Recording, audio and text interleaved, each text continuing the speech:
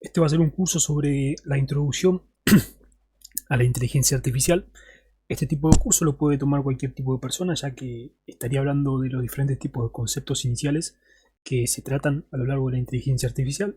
Si bien se puede tomar desde una parte más matemática, analítica, ingeniería, voy a intentar de dar los conceptos más generalistas, como seguramente habrás visto en los diferentes videos de mi canal, que tengo una introducción sobre justamente algunos temas, algunas generalidades, y son bastante simples de poder entender.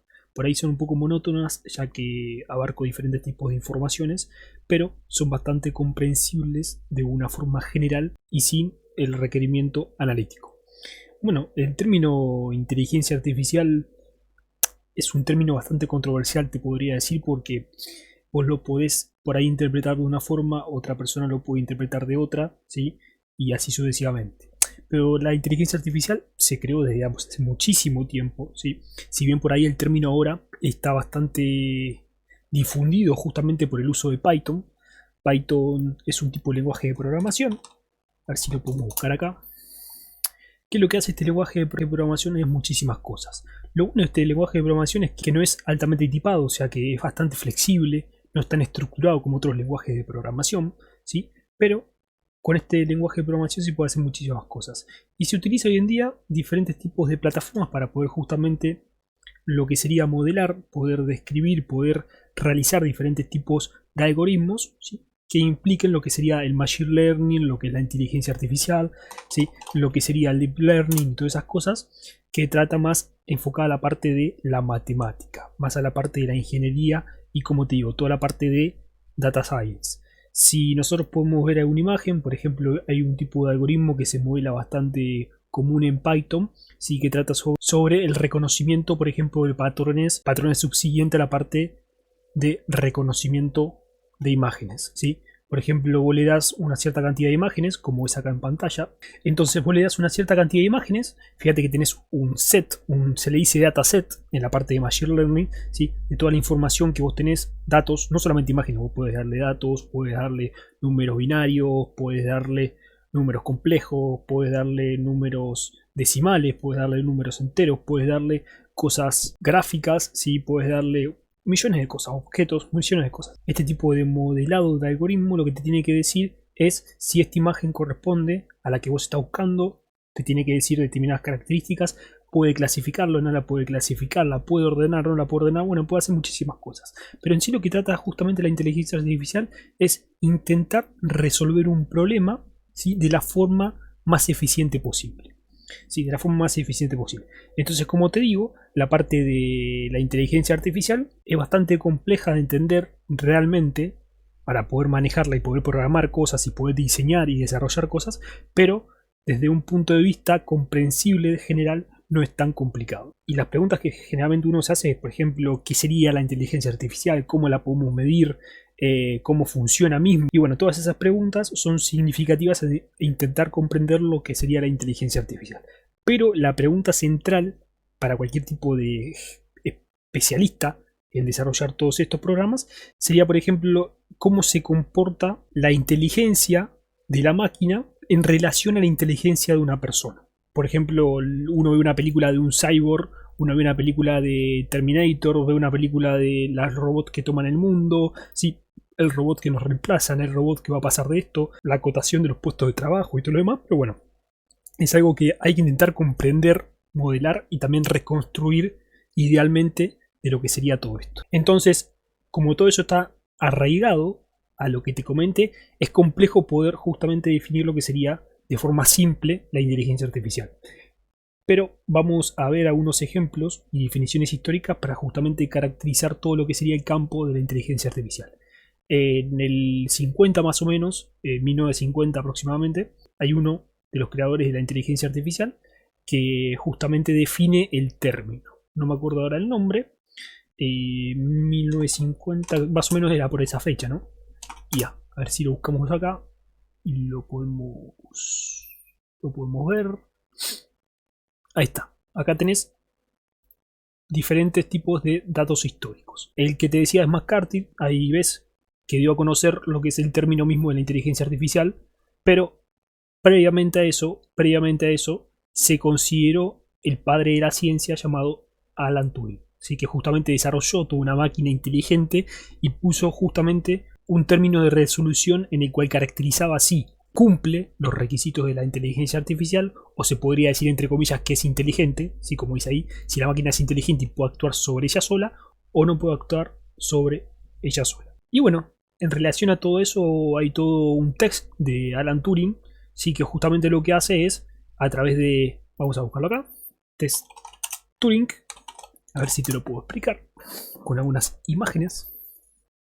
Lo que hace el test de Alan Turing es preguntarse si la persona es una máquina o mismo es una persona, ¿sí? Si ese objeto, esa cosa que vos estás analizando es una persona o es una máquina, a través de justamente el test. Y ese test, a través de una prueba binaria, son diferentes tipos de formas complejas, funcionales, que lo tiene que resolver lo que es una máquina, determina justamente eso, si es una máquina o si es una persona. Si ese test se pasa, si vos pasas ese test, quiere decir que terminás siendo una persona. Y si no pasas ese test, quiere decir que terminás siendo una máquina. Es similar, por ejemplo, al reCAPTCHA. El reCAPTCHA lo que te hace es justamente eso. Si vos tocas la casilla, vas a ver que comprueba que sos una persona. Y si no la tocas, quiere decir que sí que tenés un bot dentro de una aplicación, dentro de una página, dentro de un servidor, lo que fuese, que está rastreando diferentes tipos de cosas, ¿sí? Para capturar lo que es información.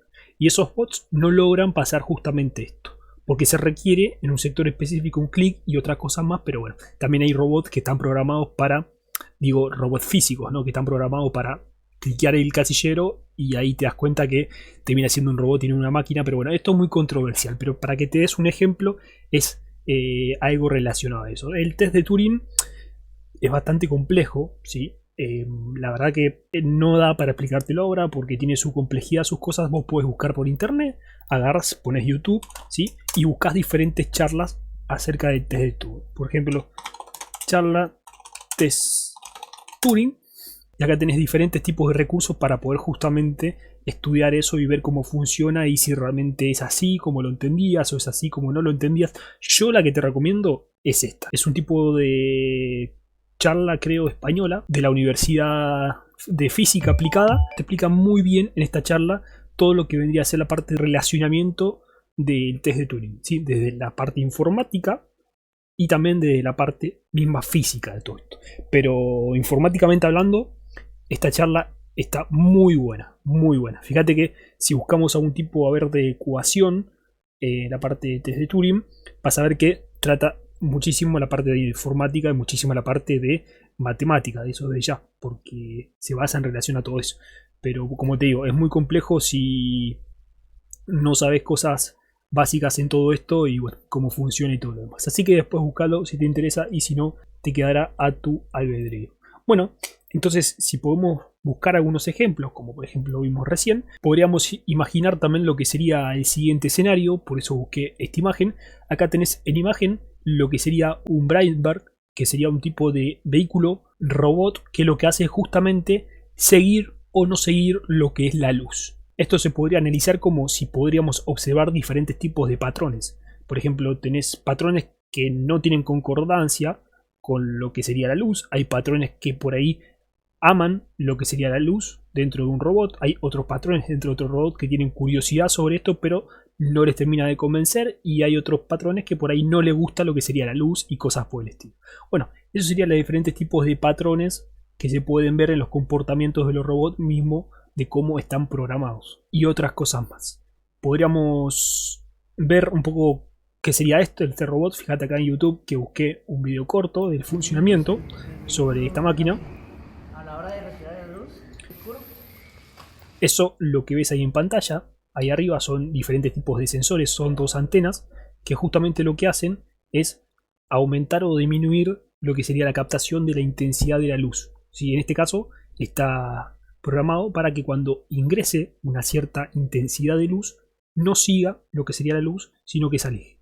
Y lo mismo tenés diferentes actuadores para que funcione este robot y diferentes circuitos mecanizados, como por ejemplo lo que son las ruedas, entre otras. Este sigue caminando. Podemos manipular sus movimientos si le ponemos luz enfrente, lo que hará que se detenga. ¿Ves? Ahí ves. Ahí esta persona le está acercando lo que es el celular con la cámara encendida y justamente está este sensor captando una cierta intensidad de luz y lo que hace es, a través de todo su programa, pararse, ¿sí?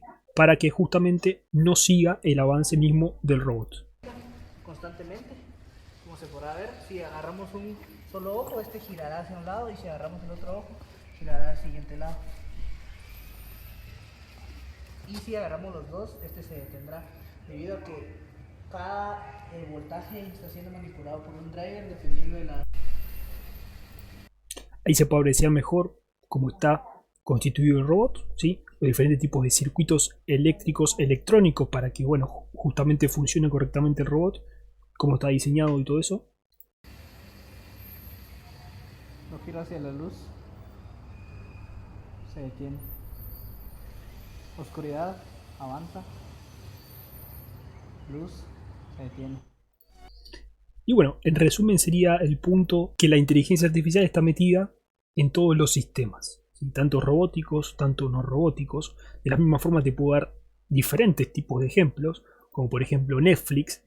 Vos entrás a Netflix y en Netflix, dependiendo cuál sea la última búsqueda reciente, ¿sí? Cuál sea la última búsqueda reciente de películas, te va a llevar hacia un tipo de archivo, o sea, hacia un tipo de película, o no te va a llevar hacia ese tipo de película. Te va a dar un catálogo en relación a lo último que buscaste, lo último que viste, y así sucesivamente. Lo mismo en Google. En Google tenés todo un desarrollo algorítmico de inteligencia artificial. Vos buscas imágenes sobre, por ejemplo, autos, y toda la inteligencia artificial está desarrollada para justamente traerte toda la información posible sobre estos tipos de autos, ¿sí? Lo que serían los deportivos, no deportivos, si son Sony, si no son Sony, si tienen impuestos, si no tienen impuestos, y bueno, así sucesivamente. No solamente imágenes, también lo que son noticias, lo que son videos, todo, absolutamente todo.